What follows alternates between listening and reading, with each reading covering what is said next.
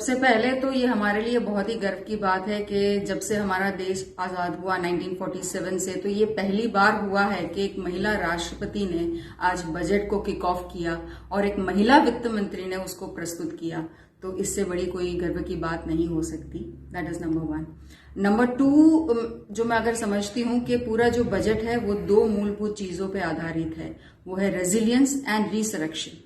सो हम सब जानते हैं कि पिछले 3 वर्षों में जो सबसे 2 बड़ी घटनाएं घटी, वो एक था कोरोना और दूसरा था यूक्रेन रशिया वॉर। ऐसे टाइम पे बड़ी बड़ी इकोनॉमीज जो है वो दे फेस बिग इन्फ्लेशन, और ऐसे समय पे भारत ने रेजिलियंस का मॉडल अपनाया और उसको अपनाते हुए अब रिसरेक्शन अपना रहे हैं, जिसमें हम आगे ग्रो कर रहे हैं। We are growing at 6 to 7% of GDP growth. So ये एक बहुत ही इंपॉर्टेंट बात है हमारे बजट की।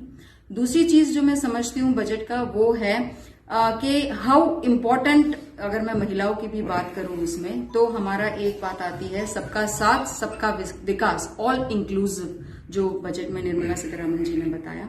उसमें उन्होंने सबसे एक महत्वपूर्ण बात की, वो है श्री अन्न की बात।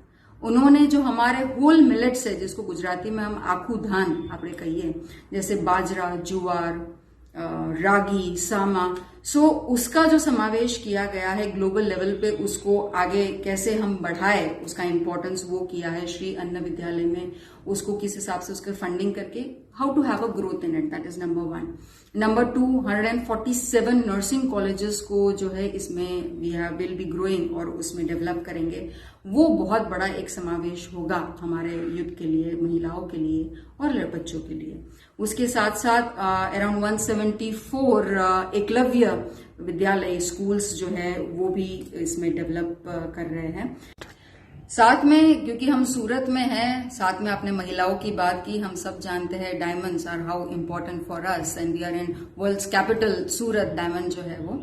सो ऐसे में बात की गई वो है लैब ग्रोन डायमंड्स की। तो उसमें सरकार जो है अगले 5 वर्षों के लिए आईआईटी को फंडिंग करेगी कि किस हिसाब से हम टेक्नोलॉजी रिसर्च में इसमें आगे बढ़े, जिस वजह से हमारा जो लैब ग्रोन डायमंड्स का प्रोडक्शन है वो कम हो, उसका जो प्रोडक्शन कॉस्ट है वो कम हो सके और साथ में हमारा एक्सपोर्ट इसमें बढ़ सके। सो आई थिंक वो भी एक बहुत बड़ा बूस्ट है। और जो हम सबको प्रभावित करता है वो है टैक्स स्लैब। तो यस, बजट 2023-24 में जो हमारा टैक्स स्लैब है उसकी भी जो वैल्यू है वो बढ़ाई गई है from 5 lakhs to 7 lakhs. So many of us are affected by that also. So कुल मिला के yes, it has been a very inclusive budget and we all हम सब जो है उसको we accept it और आगे बढ़ते हैं उसके साथ। जय हिंद। सतत 24 कलाक समाचार जो